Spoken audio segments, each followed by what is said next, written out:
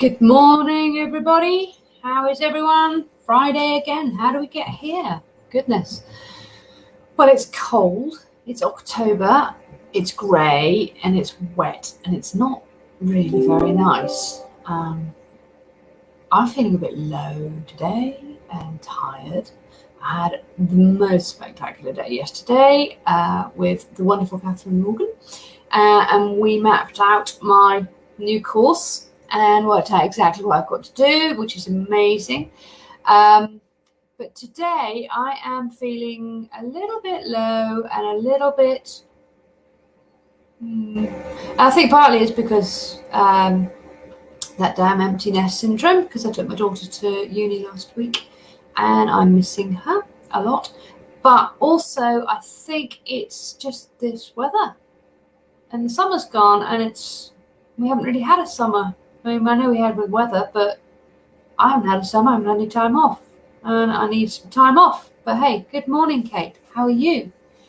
And I suppose yesterday being full moon as well, apparently we're supposed to let go of a whole load of stuff. Well, I did let go of quite a lot of stuff actually, but hey.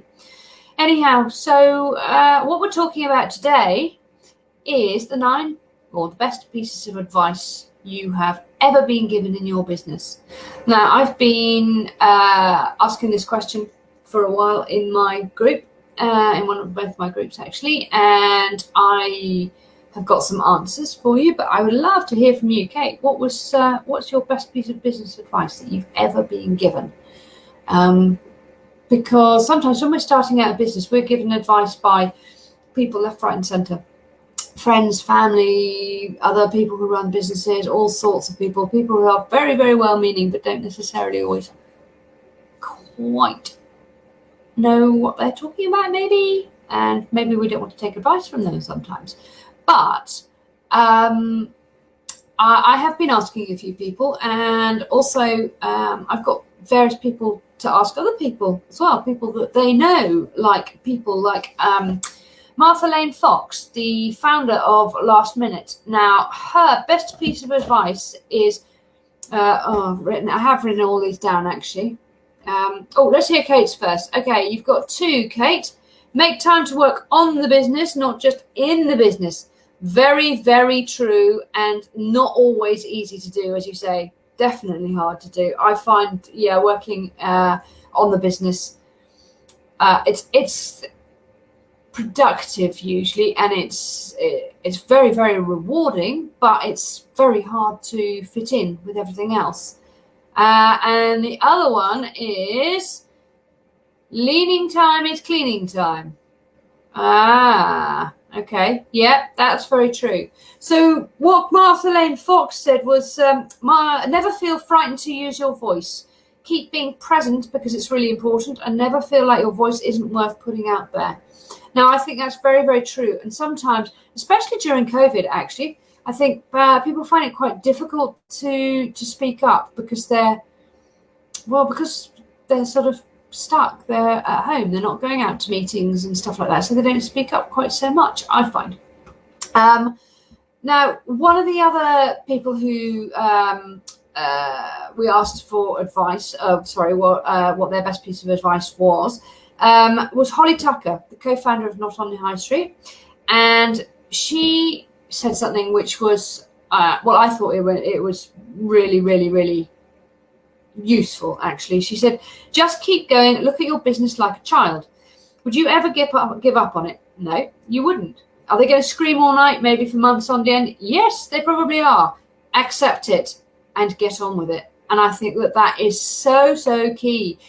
Sometimes in our businesses we think, oh God, can I be bothered to do this? Is this really worth it? What was, as I was speaking about last week, what was my why? Why are we doing all of these things? Why are we running our businesses? What are our passions? Is it just to earn money, or is it actually because we feel something really strongly for our businesses? And I think we do. I think we all do, especially if we're running our own businesses, because it's so important. And if we do treat our businesses like our children, then you're not going to give up on them. however difficult they are, however infuriating they are, however many times they get you up in the middle of the night over and over and over again, or they make you do things that you just think, oh God, no, please, do I have to have fish fingers again tonight? I really want to do something different. Please, will you just eat something different, as I used to do with my children? But you'd never actually give up on them. There are times when you feel like it, and you go away and you get, hopefully, 5 minutes peace if you possibly can. Sometimes you can't. We'll do that with small children, obviously. But you'd never actually give up on them. And if your business means that much to you, you won't give up on it either.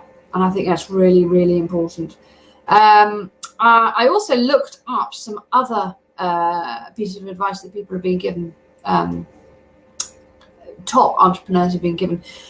Justine Roberts, who's the founder of Mumsnet, she said, I try and carve out time for the things that are really important to keep me sane and keep my family happy. Now, isn't this funny? Because none of these actually seem to be business advice as such, but they are all obviously to do with our businesses. And if we don't look after ourselves, then our business is going to fail, because we won't be able to do it. We won't have the energy. We won't have the inclination to do it. We won't have the anything actually to even think about it. So moving forward, as I say, I looked up quite a lot of these things because I wanted to see what other people said. And Anne-Marie Hubby, who is the co-founder of Just Giving, this is fascinating, I think. Best advice I ever got was from my dad.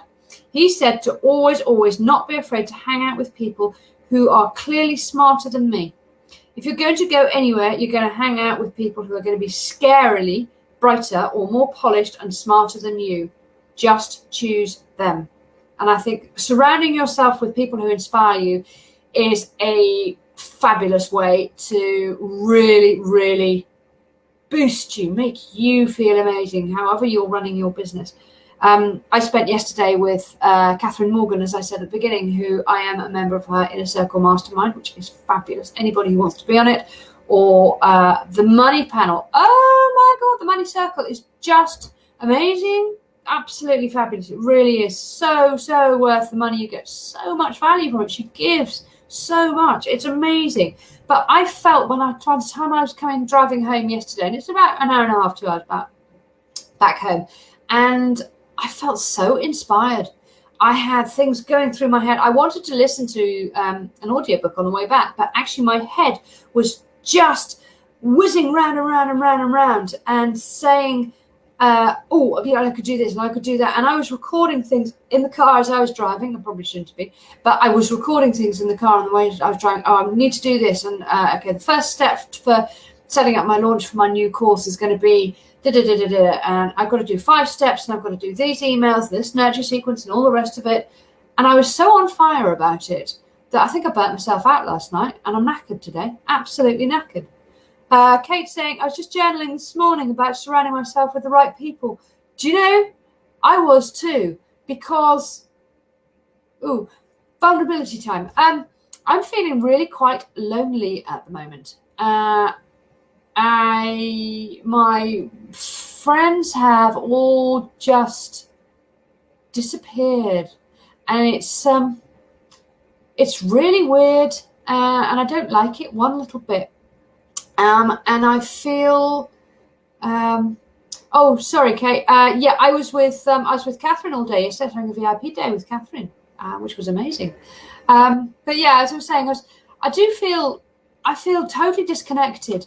And I've been doing quite a lot of things online with my One of Many group, and there's thousands of us on there. It's absolutely amazing. And when I'm actually on, I feel quite connected, but I miss people. And because I work completely on my own, I have a lot of people I outsource work to, but I don't meet up with them very often, or very, very rarely. And I miss that so much. Don't you all miss that connection? I think it's just, I know it's all due to COVID, and I know it's really, really tough, but it's just so difficult. And as I was saying, I find it really hard because the majority of my friends were from when my daughter was at school and things like that, and she's obviously no longer at school, she's at uni now, gone, totally gone. And I miss that too, miss it hugely. And I think finding people to inspire you for your business is imperative, but actually finding people that you can connect to, that you feel a real rapport with, is just so important. Anyhow, moving on with the best pieces of advice. It's only a failure if you don't learn from it. This is from Renee Elliott, who is the founder of Planet Organic. Amazing, amazing, amazing. She says, I don't think there are failures anymore. I think I used to when I was younger, but now I believe that everything that happens, whether people would dub it success or failure, it's all learning. You have a success, you learn from it. You have a failure, you learn from it. I think it's probably only a failure if you don't learn from it. And we keep telling our children, well, I certainly told my children over and over and over again, learn from your mistakes. It's no different, is it? Really? Who else have we got? We've got Anna Bowden, who's the founder of Starling Bank. You need to work for a boss who likes you. If you work for a boss who doesn't like you, quit and get another job. You need to be in an environment that actually supports your strengths. Avoid the boss that tells you to fix your weaknesses. Great things are done when individuals work to their strengths, and that is just so important. And the final one is from Anna Bentnick, who's the co-founder of Entrepreneur First. I think the moment you feel successful, you've probably lost it. Building a startup is a constant battle against not dying, and the minute you get to a steady state, you've got to make that choice about whether you want to break it to make it something bigger. So never, ever get too comfortable or too complacent. And I think that that's absolutely key as well. I think they're all absolutely key, to be quite honest with you. I think they're amazing. So anybody who's watching this on replay, pop in the comments, please. I'd love to hear what are or were the best pieces of advice that you've ever heard when you were setting up, or since you've been running your own business. I'd love to hear. Thank you so much for listening, and I will see you next week. Bye.